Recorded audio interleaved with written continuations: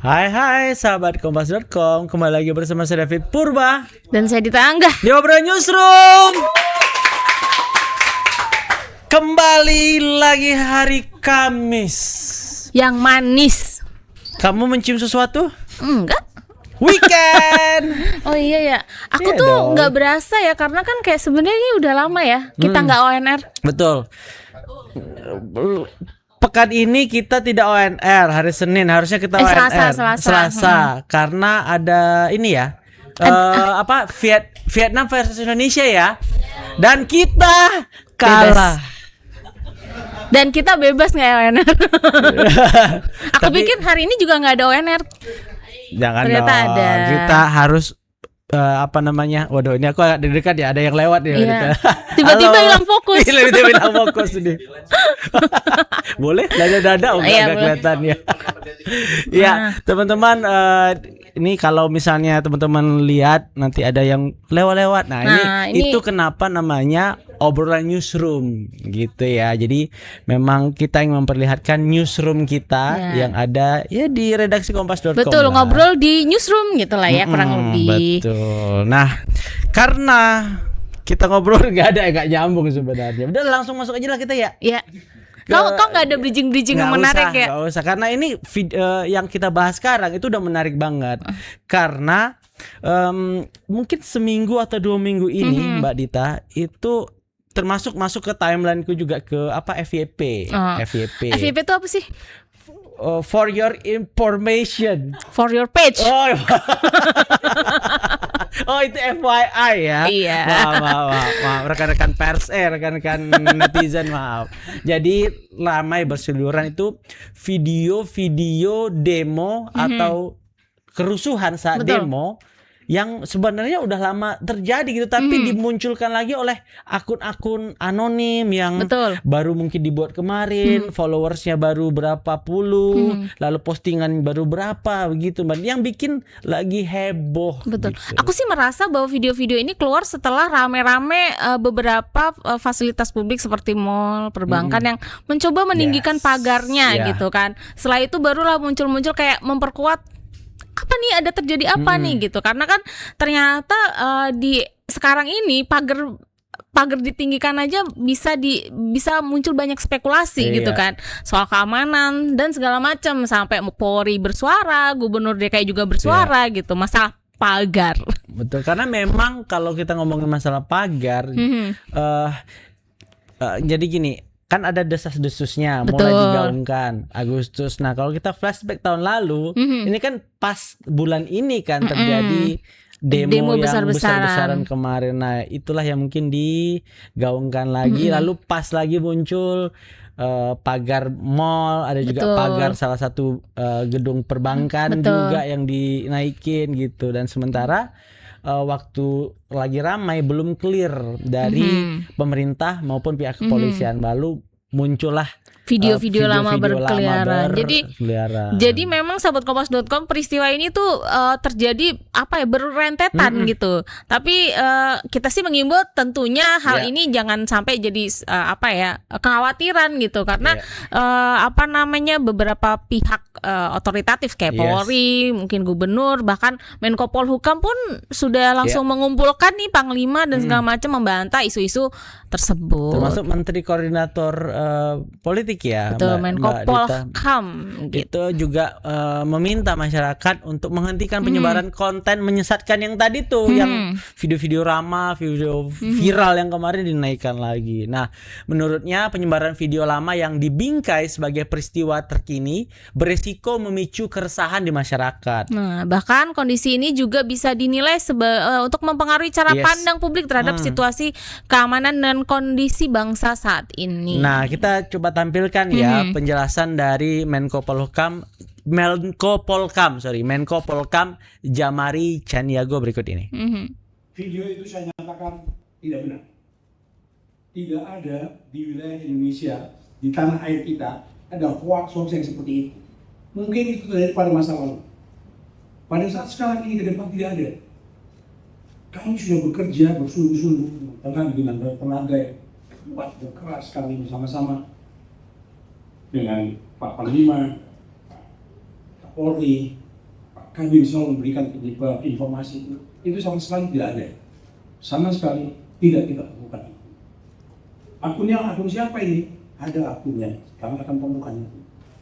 Maka tadi saya katakan kalau misalnya terjadi bahwa itu ada indikasi dan bisa memenuhi ketentuan dia pelanggar tindak pidana, kami akan lakukan itu dan kami akan melakukan tindakan secara tegas. Pemasangan pagar, nggak ada itu ya. Pagar bahkan responnya dulu ke kepala daerah yang bersangkutan sudah menyelesaikan baik yang di Surabaya maupun di Jakarta. Tidak ada kaitannya dengan hubungan seperti yang digulirkan kabar-kabar yang akan datang. Tidak ada. Jadi semuanya itu adalah kepentingan keamanan dari mereka sendiri dan itu pun sudah dianggap tidak memiliki izin seperti yang dilakukan oleh beberapa tempat. Saya tidak mau menyebutkan mall yang mana ya, tapi kira-kira pemerintah daerah setempat sudah melakukan penertiban. Aksi unjuk rasa tidak ada larangannya. Ya, tidak ada. Menyampaikan unjuk rasa dan menyampaikan pendapat dari masyarakat. Tidak ada satupun yang melarang untuk itu. Yang dilarang yang tidak diharapkan adalah soal tindakan-tindakan anarkis. Tidak anarkis. Kalau misalnya unjuk rasa dengan tertib, menyampaikan kritikan, boleh-boleh saja. Bahkan beberapa kali Presiden mengatakan kritikan itu perlu. Dan kami meyakini kritikan-kritikan semacam itu sangat menyegarkan buat kami, sangat menyegarkan. Oleh sebab itu silakan unjuk rasa, tidak masalah. Selama tadi ya tidak mengganggu kepentingan rakyat, masyarakat luas, selama dilakukan dengan tertib, tidak melakukan perusakan, tidak apalagi sampai dengan pembakaran seperti masa-masa lalu. Ya, ada kantor pemerintahan sempat terbakar atau dibakar, itu sudah tidak ada toleransi buat kami. Ke depan tidak mungkin akan terjadi. Kami akan lakukan secara tegas. Jawab, selesai. Ada lagi? Pak izin Pak. Banyak ini berikutnya. Ini udah begini-begini nih, kabin sudah cepat lihat saya Pak, ini waktu saya ini.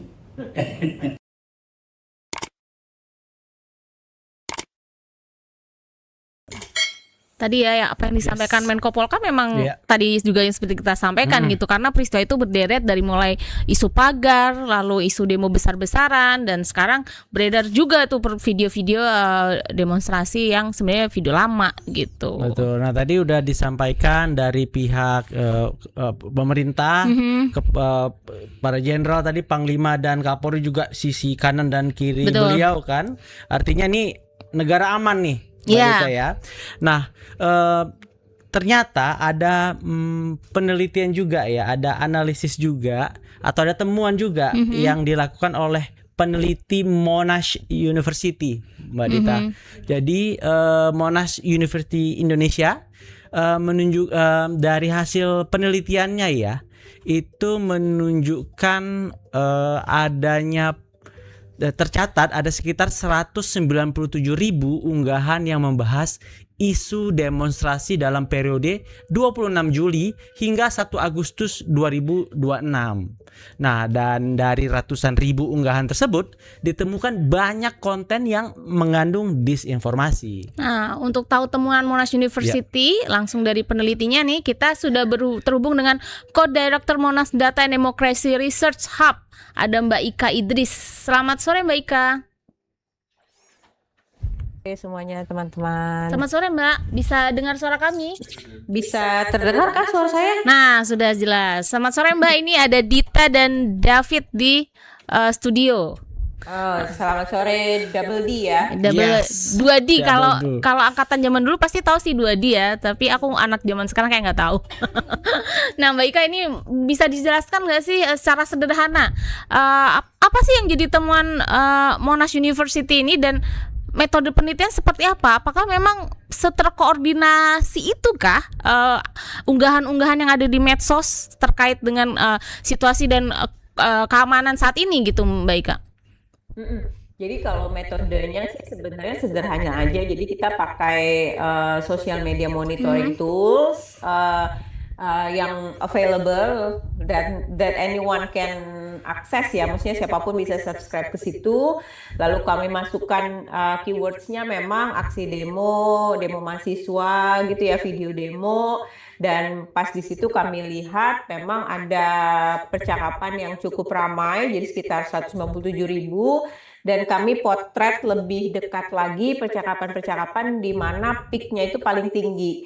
Jadi memang benar, jadi awalnya memang kalau ditarik sebelumnya itu memang pagar-pagar gitu ya, tapi demo itu seminggu setelahnya lah. Nah, ada hari yang memang peaknya gede itu tanggal 27 dan tanggal 31. Tanggal 31 itu sebenarnya sisaan di tanggal 30 karena tanggal 30 kan memang ada demo putusan MK yang soal MBG kan. Nah, tapi sebenarnya kan nggak rusuh ya demo itu gitu ya. Di tanggal 30 itu sebenarnya bukan demo sih ya, barangkali mahasiswa UI mengawal putusan MK soal MBG. Nah, di tanggal 27 ini ketika kami potret itu memang di situ ada 50.000 mention, berarti kan 1/4 dari seluruh mention percakapan itu ada di tanggal 27 kan. Ketika kami lihat lagi di sore hari, nah lalu kami potret lagi lebih jauh, ternyata 50.000-nya itu dari 10 akun dengan top engagement itu dari semua postingan itu cuma 10 akun yang memang menguasai semua engagement. Artinya memang ada amplifikasi lah di sini, amplifikasi pesan gitu ya, biar pesannya tuh naik jadi viral. Nah, namun setelah kami lihat lagi memang ini viralitasnya nggak organik ya, atau barangkali dia pakai program komputer ya, karena memang ketika kita lihat waktu-waktu untuk nge-retweet masing-masing akun gitu, itu ada yang misalnya satu akun bisa 9 detik gitu kan nge-retweet ya. Kayaknya itu nggak masuk akal kan, karena kita ngebaca satu tweet aja barangkali 3 detik gitu ya. Mencet tombol itu 4 detik kali ya, tapi kalau dia 1 detik bisa 9 kali retweet itu gimana kecepatan jarinya. Jadi itu hanya memungkinkan dilakukan oleh program. Nah, lalu dari sana memang kita sempat lihat jaringannya, cuma kami nggak memprofiling satu-satu karena memang kalau kita di Twitter kan hari-hari gini udah lumayan susah ya untuk melihat akun siapa asli atau enggak. Cuma memang tanda-tanda yang kita lihat adalah mereka tuh rata-rata centang biru. Nah, which is sebenarnya kalau sekarang kan centang biru bukan lagi tokoh publik gitu ya, tapi kan sebenarnya siapapun bisa membayar untuk mendapatkan centang biru. Akhirnya yang kami analisis adalah postingan-postingannya. Nah, ketika kami analisis, ternyata memang ada kesamaan pola framing. Nah, yang pertama adalah penekanan berkaitan dengan urgensi, bahwa ada demo darurat gitu kan, tapi terus disertai dengan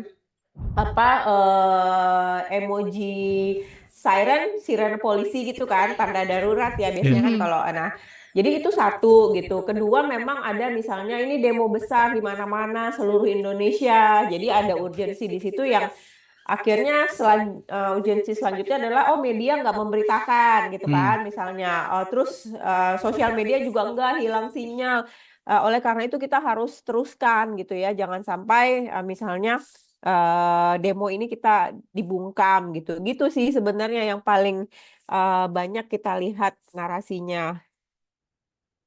Nah, sebenarnya kalau tadi kan kayak terlihat terkoordinasi gitulah ya. Kalau tipikal sekarang itu, apakah memang biasanya misalnya kita ngomongin X ya, nge-tweetnya tuh sama persis kalimatnya, atau sebenarnya ini tuh maknanya sama aja gitu, tapi kurang lebih tujuannya mirip-mirip gitu, Mbak. Kalau melihatnya seperti apa sih gitu? Iya sebenarnya jadi memang gini, di tiap platform itu beda, di X sama di Instagram itu beda temuan ya. Jadi kalau di X itu memang sebenarnya sama semua sih. Jadi kayak kalimatnya beda-beda, tapi sebenarnya pesannya sama dan itu berulang gitu ya. Jadi dan nggak ada nggak ada yang lain lah gitu kalau di Twitter itu. Jadi memang atau paling tambahannya misalnya ini pemerintah zolim gitu ya, kondisi mengkhawatirkan gitu. Nah, tapi kalau kita lihat di Instagram itu lebih banyak counter.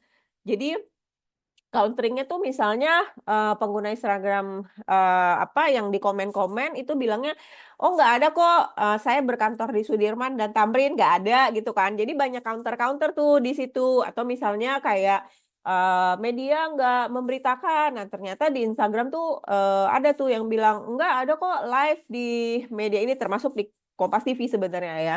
Jadi bilang, oh ada kok live di Kompas TV pas demo ini gitu. Jadi nggak benar bahwa nggak ada media yang memberitakan. Jadi kalau di Twitter cenderung seragam, serentak. Makanya saya bilang kayaknya ini ada yang naikin ya karena emang sama semua gitu. Tapi ketika di Instagram itu kayaknya itu adalah ruang bagi netizen untuk kekuatan netizen ya untuk juga memberikan balancing the information.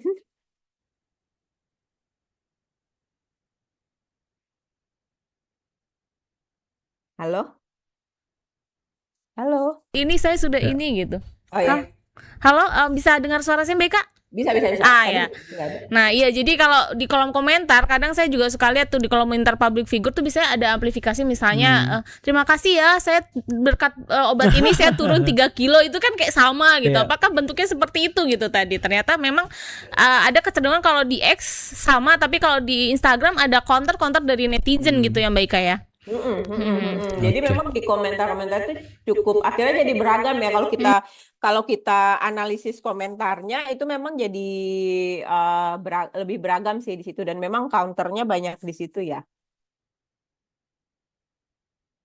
Detail nggak ya Mbak Ika, kalau di Twitter atau Instagram itu mungkin akun yang memulai itu akun apa gitu Mbak Ika?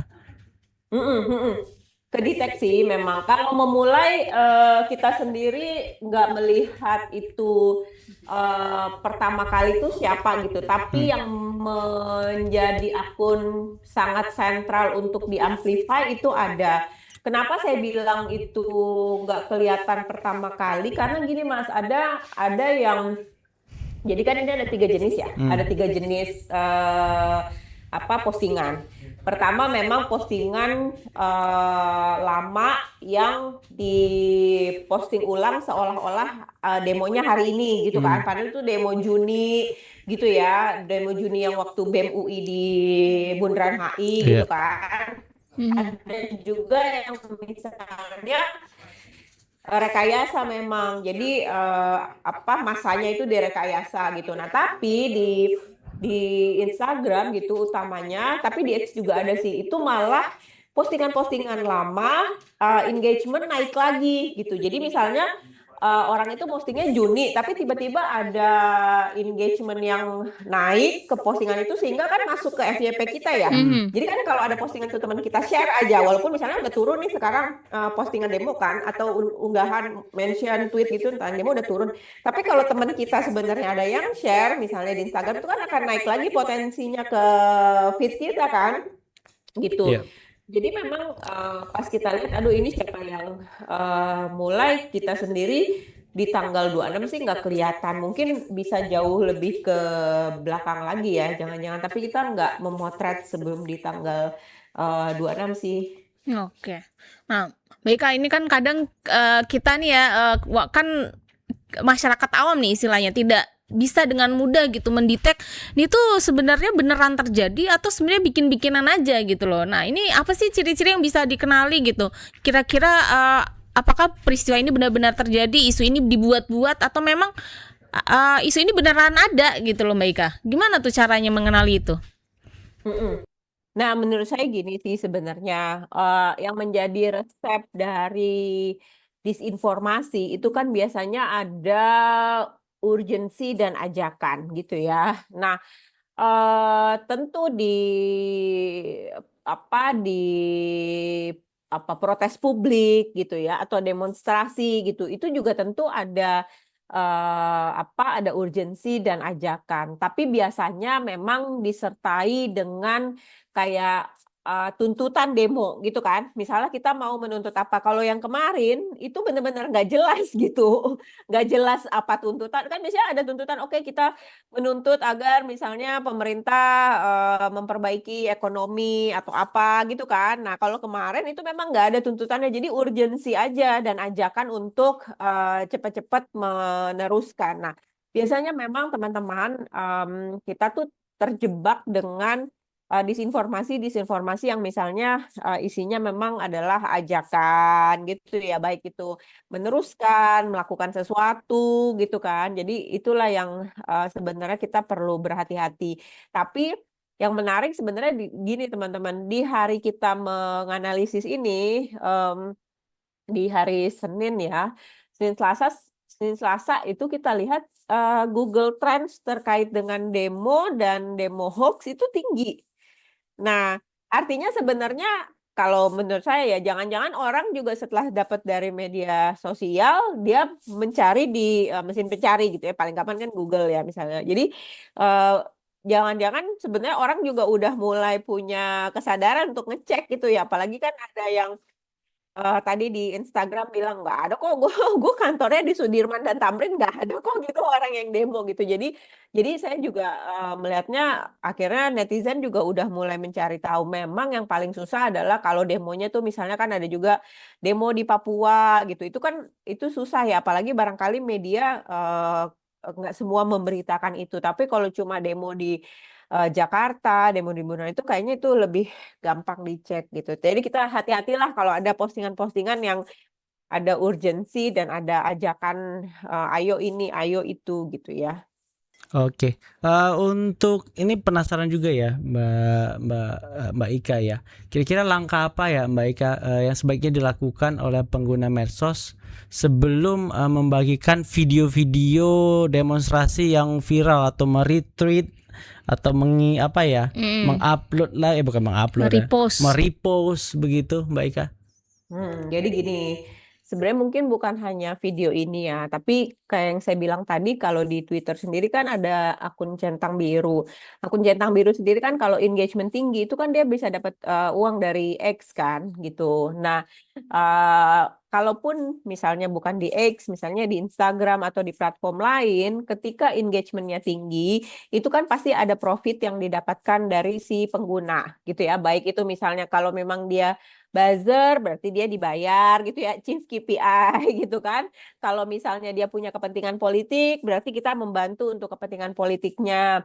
Nah, kalau menurut saya gini aja, kan setiap orang itu beda-beda pandangannya, punya bias yang berbeda-beda.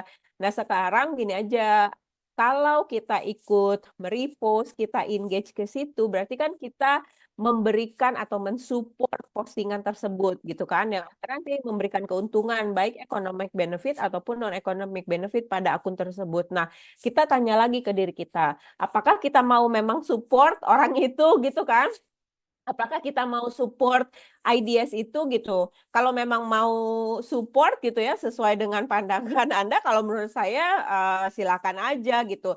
Tapi kalau misalnya memang ragu-ragu atau misalnya ini yang diuntungkan siapa gitu ya? Karena kan ini kita merasa kayak kita cuma satu orang kok gitu ya. Tapi jangan lupa kalau 200.000 orang berpikir kayak gitu dia nanti akan dapat 200.000 engagement gitu ya. Jadi menurut saya itu sih, jadi kita berpikir lagi kayak kita mau mensupport nggak akun ini, kita mau mensupport ide ini nggak, dan kita kalau dia diuntungkan kita mau nggak gitu, kalau nggak mau ya jangan gitu. Tapi kalau siapa tahu ada yang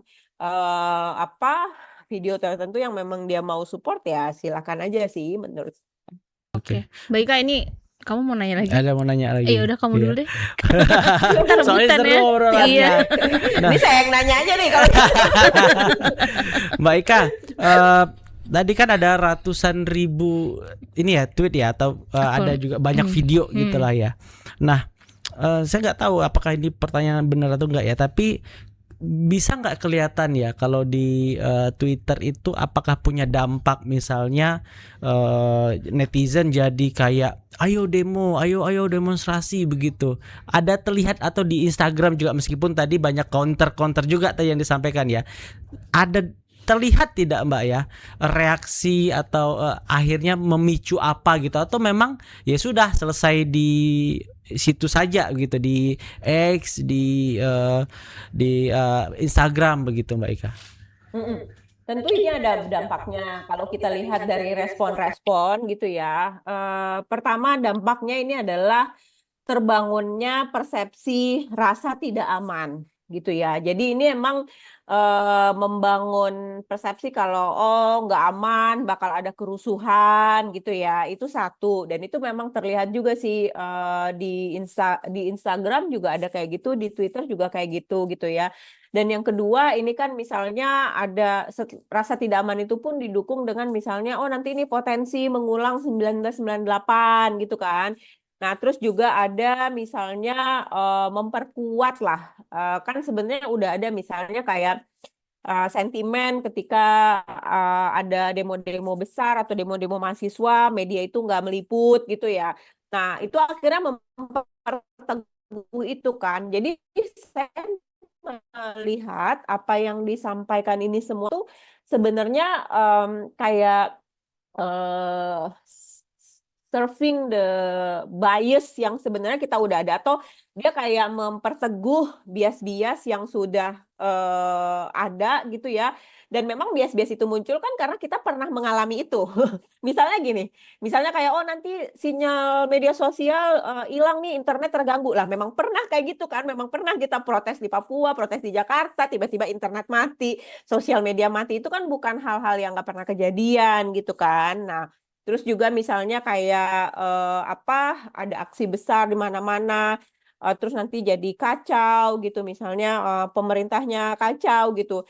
Nah, kita kan juga udah melihat hal tersebut ya. Jadi ini kayak semuanya tuh pengen digerakkan ke arah sana bahwa kayak ini ada rasa nggak aman gitu. Nah, pertanyaannya memang adalah, nah ini mungkin barangkali teman-teman media yang harus menjawab pertanyaannya adalah siapa yang diuntungkan ketika publik merasa bahwa sekarang ini ternyata tidak aman.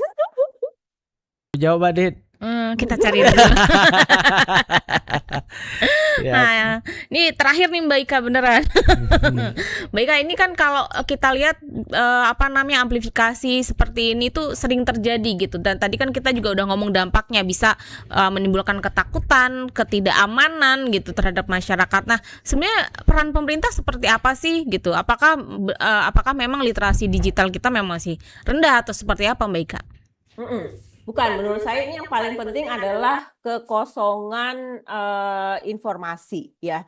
Jadi ketika pagar itu dipasang pertama di Surabaya, itu kan sebenarnya ada kekosongan informasi ya. Maksudnya tidak ada pernyataan yang benar-benar bisa memberikan rasa aman kepada kita gitu kan. Lalu masuklah ini kan ada tinggi hoax demo, terus ada lagi ternyata di Mall Jakarta gitu kan. Muncul. Nah, tapi di Mall Jakarta itu perbedaannya sebenarnya karena Gubernur DKI itu tahu-tahu langsung merespon kan gitu kan, dan harus diturunkan pagarnya. Nah, ketika hadir yang kayak gitu, ini saya saya jadi mendukung ini Gubernur. Cuma maksud saya itu contoh yang baik lah Gubernur DKI itu ya. Jadi karena ketika dia ada terus pagar dicabut kembali, jadi orang kayak iya ternyata nggak ada apa-apa ya, ternyata ada guarantee dari pemerintah bahwa itu aman gitu ya. Jadi menurut saya pemerintah harusnya ketika memang ada isu-isu cepatlah merespon gitu ya. Dan memang ketika merespon pun ada tindakan ya, kayak bukan direspon misalnya enggak kok aman gitu, tapi pagarnya tetap ada gitu. Jadi publik kan juga melihat lah antara kesamaan garansi gestur pemerintah gitu dengan apa yang terjadi di lapangan. Nggak mungkin kalau cuma omong-omong.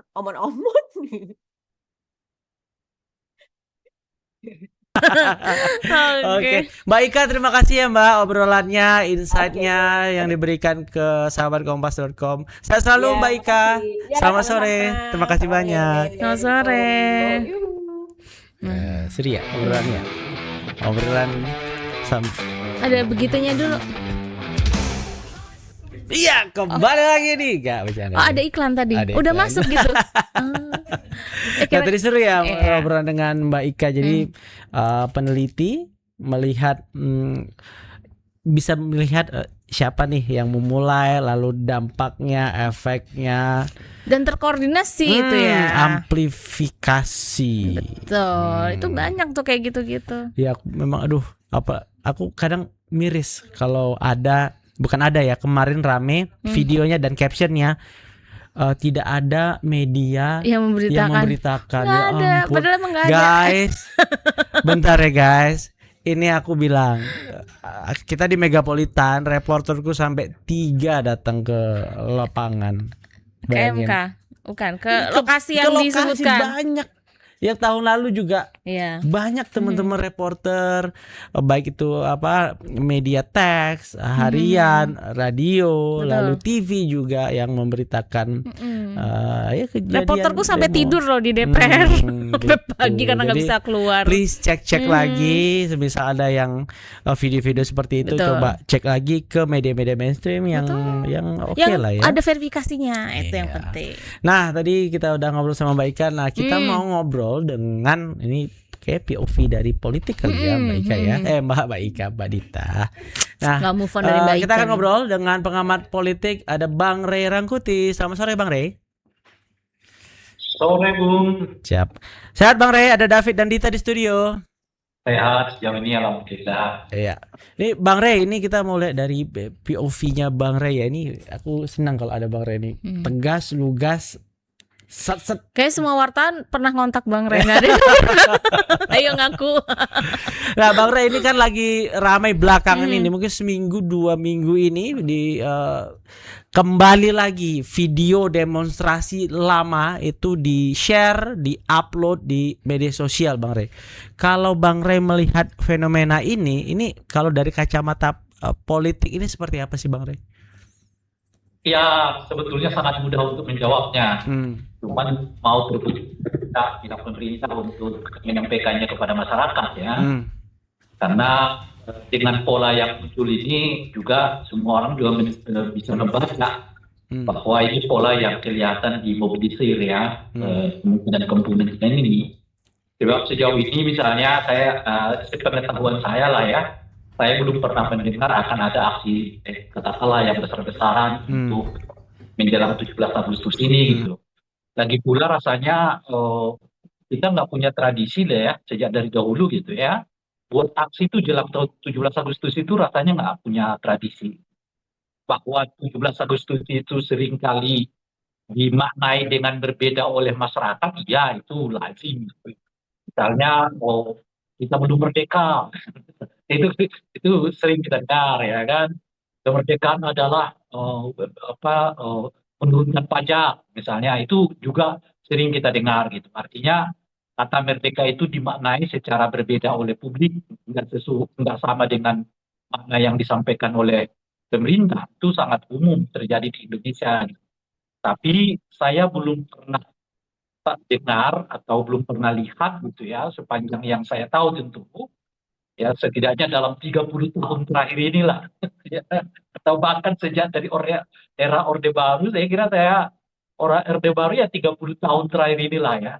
Nah, saya belum pernah dengar tuh akan ada aksi-aksi massal di hari ulang tahun kemerdekaan Indonesia itu.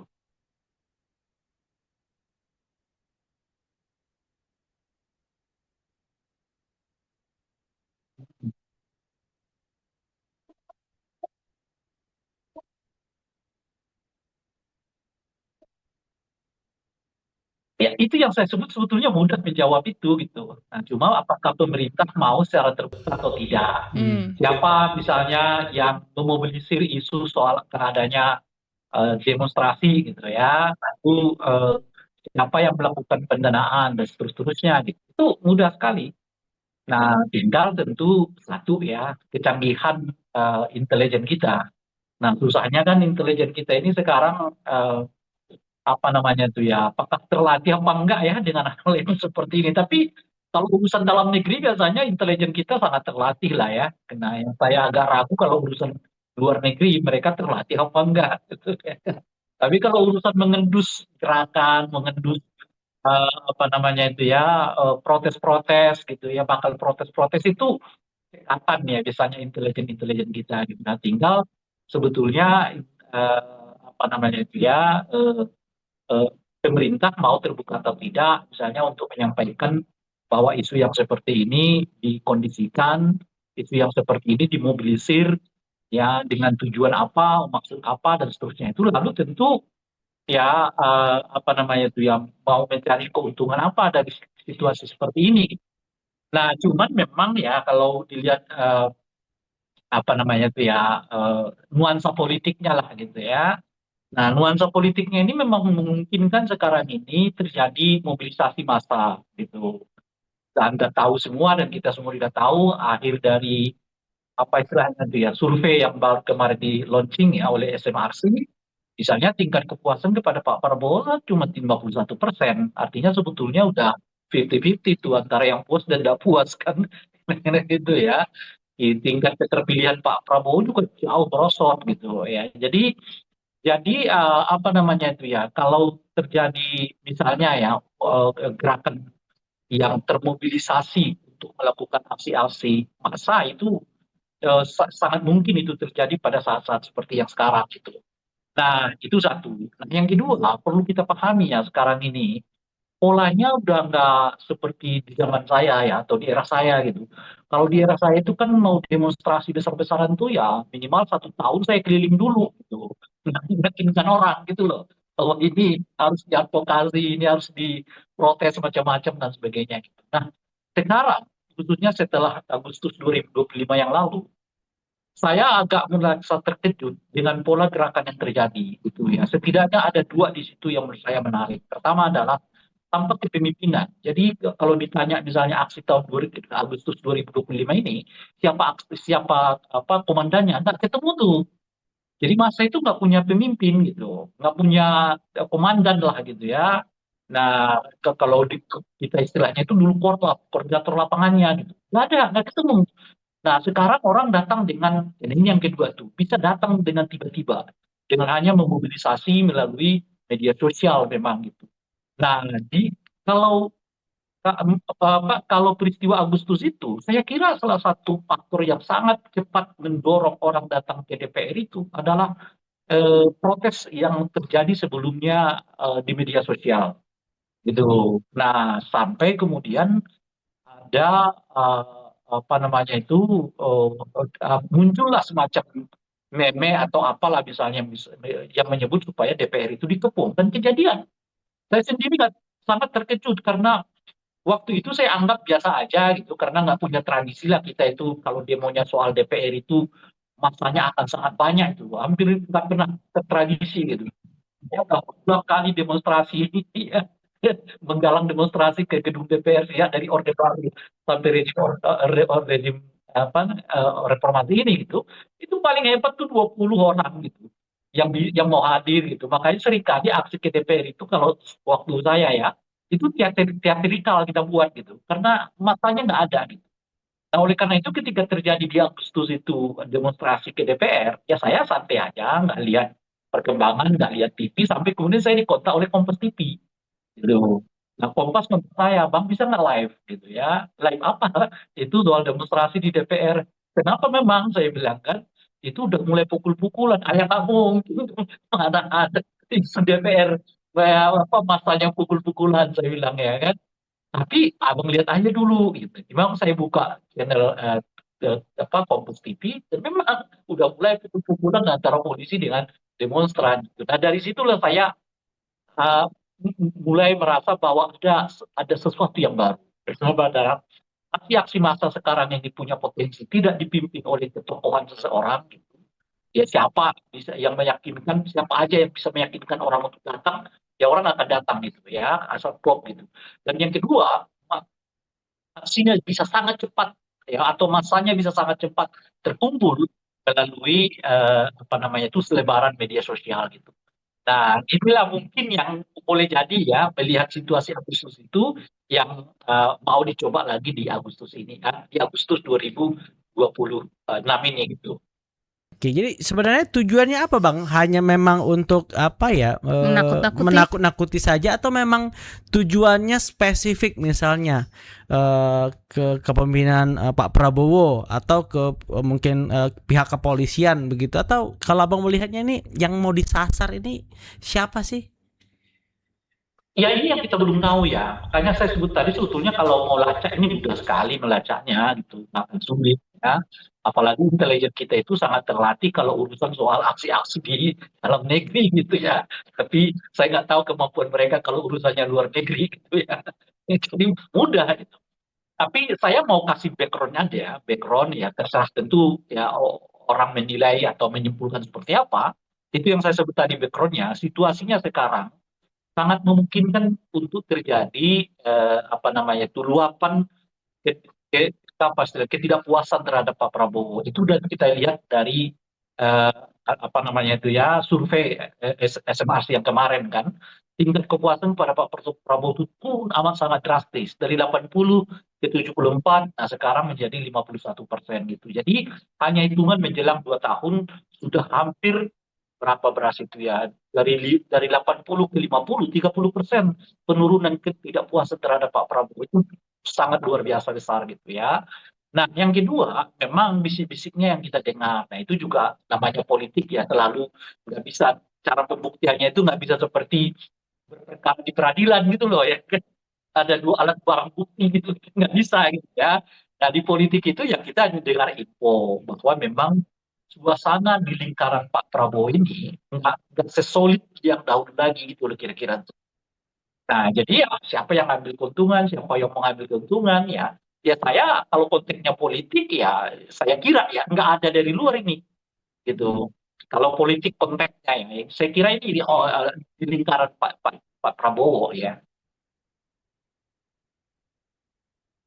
Oh, tadi kan kita juga tidak tahu menyasar siapa, dan sebenarnya pemerintah juga bisa dengan mudah gitu mencari dan melacak ini.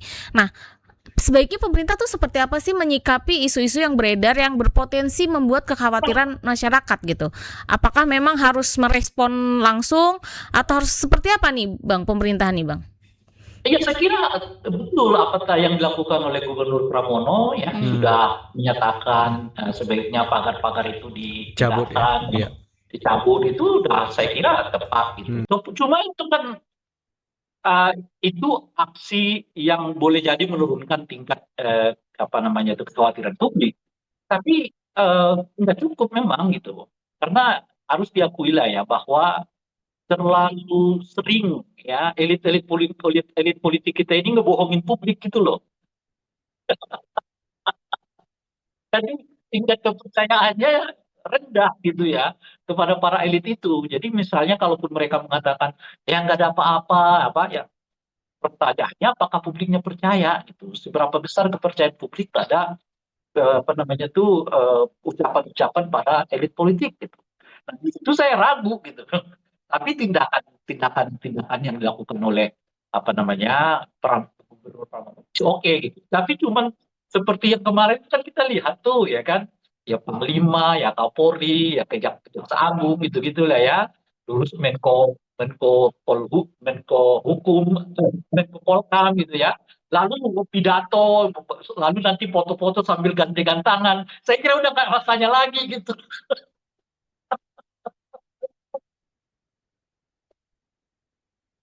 Berteori ya, apa yang terjadi sekarang kekhawatiran itu seperti menumpuk gitu bola salju Bang Rey, dengan kondisi ekonomi yang terjadi, iya, dengan kasus hukum yang terjadi.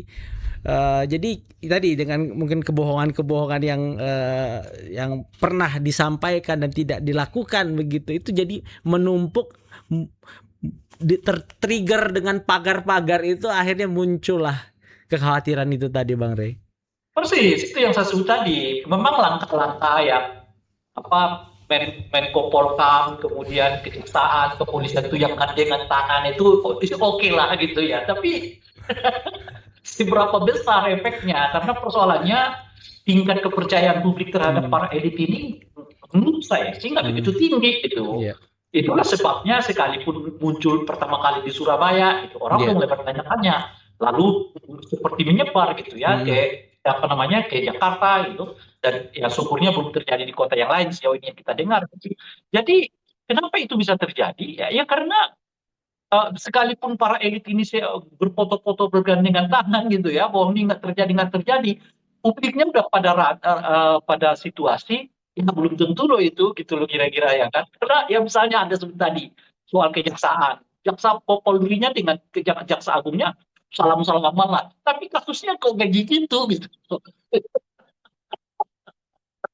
Gitu. Jadi agak sulit memang ya. Maksud saya begini, kan sebagian besar ya, bahkan saya mengatakan sebagian besar, termasuk di dalamnya itu Pak Prabowo, mengelola politik kita ini dengan apa namanya itu ya, dengan rasa atau dengan gaya berpolitik tahun 70, 80, 90-an gitu. Yang mereka menganggap sekali mereka berbicara, publiknya udah oke terima. Yang mereka melihat bahwa elit-elit itu sesuatu yang sangat mudah diterima oleh publik itu. Nah, menurut saya kegagalan mereka untuk memahami perubahan yang terjadi di era ini yang membuat gapnya begitu besar dan selalu nggak ketemu. Model foto-foto seperti yang dilakukan itu tadi lah ya misalnya ya, itu model tahun 70-an 80-an tuh orang ternyata elit-elit kita itu keram ya. Bersatu ya gitu ya, harmoni gitu. Tapi di era yang sekarang itu aduh, potong mulu kan. Jadi harus ada metode baru yang yang harus dilakukan oleh para elit yang dapat menimbulkan secara cepat tingkat kepercayaan publik terhadap mereka gitu. Ini sesuatu yang harus berubah. Seperti yang dilakukan oleh Pak Pramono misalnya itu bagus lah ya, turunkan itu. Tapi cukup. Jadi bukan hanya sekedar tapi kalau bisa Pak Pramono ya turun lagi mungkin ke bawah untuk meyakinkan mana ada sektor yang mana ada sektor yang perlu ditutupi dan seterusnya gitu. Karena informasi publiknya begitu besar, Anda bisa tutup misalnya ya atau turunkan pagar yang dibangun oleh mall-mall itu gitu. Tapi kan informasi di sana ada lagi nih, informasi di sini ada lagi nih. Jadi multi yang seperti ini yang harus dilakukan yang menurut saya. Jadi intinya adalah pendekatannya harus baru, pendekatannya harus disesuaikan dengan iklim kultur politik ya, anak budaya kita yang sekarang, sehingga dengan begitu ya klop gitu antara apa yang dilakukan oleh pemerintah dengan membangun tingkat kepercayaan publik terhadap mereka. Ngobrol lebih banyak tapi sudah mau ini ya. Udahan ini ya Bang Rey. Tapi makasih ya Bang Rey, makasih banyak untuk insight yang diberikan, keren banget. Nanti kita ngobrol di lain waktu. Sehat selalu Bang Rey, selamat sore Bang. Selamat sore Bang. Nah kan dua narasumber kita asik-asik. Ya setiap kita ngundang narasumber asik, ini juga asik. Ya, seru aja tau kayaknya bukan berat ya, tapi karena isunya agak sensitif mungkin ya soal desas-desus kerusuhan, demo gitu. Jadi agak gimana gitu kita bawain. Agak relate dengan keseharian kita dan FYP kita gitu lah ya. Ini kita nggak ada komen-komen netizen. Nggak ada ya. Kayaknya agak-agak berbahaya ini. Padahal yang aku tunggu dari ONR adalah komen netizen. Oh, kamu nggak nunggu narasumber? Ya itu nomor 2. Karena kayak postingan yang viral-viral itu sebenarnya lebih seru komentar netizen dibanding postingan. Lucu-lucu ada komentarnya. Betul. Kadang kayak ini orang kerja gak sih? Gitu ya. Kok bisa komen begini? Gitu. Nah ini sebenarnya kalau dari obrolan kita nih jadi salah satu hal yang penting nih untuk sahabat kompas.com, jangan meninggalkan media mainstream. Karena betul. Karena gimana pun kita ada proses-proses tahap verifikasi dan segala macam sehingga informasi yang kita sajikan itu ya dari narsumnya langsung gitu, bukan jangan-jangan AI lah segala macam, terus jangan-jangan video lama lah diputar lagi atau cuman comat ya dari media sosial. Oke Mbak Dita, kita sudahi, tapi sebelum kita selesai hari ini, nah, kita juga mau ajak teman-teman sahabat kompas.com untuk berdonasi seperti tahun biasanya jelang HUT kompas.com kita ada jagat literasi. Jadi setiap anak berhak mendapat kesempatan yang sama untuk belajar, tapi Tapi tidak semua anak memiliki akses yang sama terhadap buku bacaan dan sarana literasinya. Betul, bersama Ekspedisi Kata Kenyata 2026, Anda bisa membantu menghadirkan akses literasi bagi anak-anak di berbagai pelosok Indonesia melalui donasi Anda. Karena setiap kebaikan yang Anda berikan bukan hanya membuka jendela pengetahuan, tapi juga membuka masa depan mereka. Yuk ikut donasi dengan cara scan QR pada poster atau kunjungi link di donasi di deskripsi video ini ya. Ini udah ada belum QR-nya? Belum ditampilkan ya? Nah, ini dia. Dan ini ya teman-teman bisa scan. Dan donasinya ditutup pada akhir September. Jangan lupa scan-nya pakai kamera HP. Penting banget ya ini. Emang ya. kamera apa lagi? Ya ini sih tuh trip kamera-kamera begini nih. Nah kita biarin dulu nih, biarin aja dah, biarin Yeah. santai kita dulu. Nih, nah udah cukup banyak ya teman-teman ya sahabat Kompas.com yang berdonasi. Jadi kita ingatkan lagi bahwa donasi akan ditutup di akhir September. Betul. Jadi ini 2026. penting nih karena kan sahabat Kompas.com bisa ikut mencerdaskan anak bangsa lewat gerakan ini. Iya. Dan pertengahan Agustus ini kita sudah mulai ya untuk program jaga literasi kita ya. Ada Apa sih itu? Kemarin kan sudah dibahas loh Mbak Dita. Kamu tidak menyimak gitu. ya. Kemarin udah dibahas dari A sampai Z apa yang ingin dicapai, berapa titiknya. Nggak nonton ya. Nah, kamu nonton? Aku nonton mereka di sini cuma berapa detik.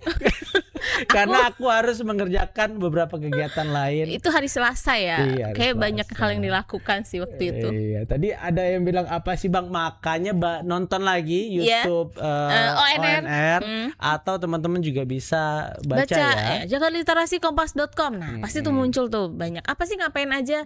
Nah, itu bisa dibaca di Termasuk situ. kita juga sudah menayangkan ya dari awal Agustus kalau nggak salah atau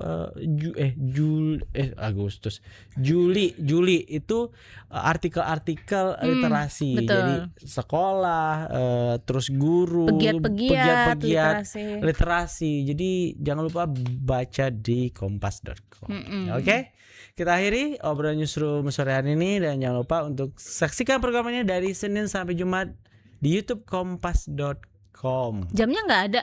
Jam 4 sore. Jam 4 sore. Iya. Jangan lupa juga pantau informasi terkini di www.kompas.com dan semua akunnya kenapa aku selalu terselip di sini? Dan semua akun medsosnya kompas.com baik di Facebook, Instagram, X, TikTok maupun YouTube. Oke, tidak akan mengikuti ini. Saya David Purba. Saya di tangga. Kami mewakili kru yang bertugas mengucapkan terima kasih banyak dan sampai jumpa. Bye.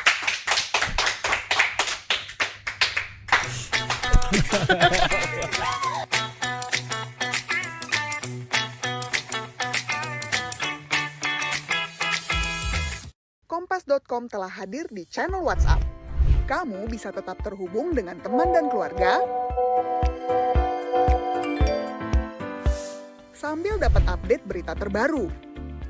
Cari tahu berita pilihan terpopuler dan terkini dari satu aplikasi. Caranya gampang banget. Temukan channel Kompas.com di aplikasi WhatsApp,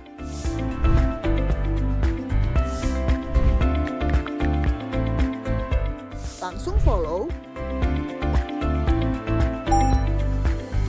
dan nikmati informasi langsung di genggaman kamu. Update dan sharing lebih mudah, gak bakal ketinggalan berita.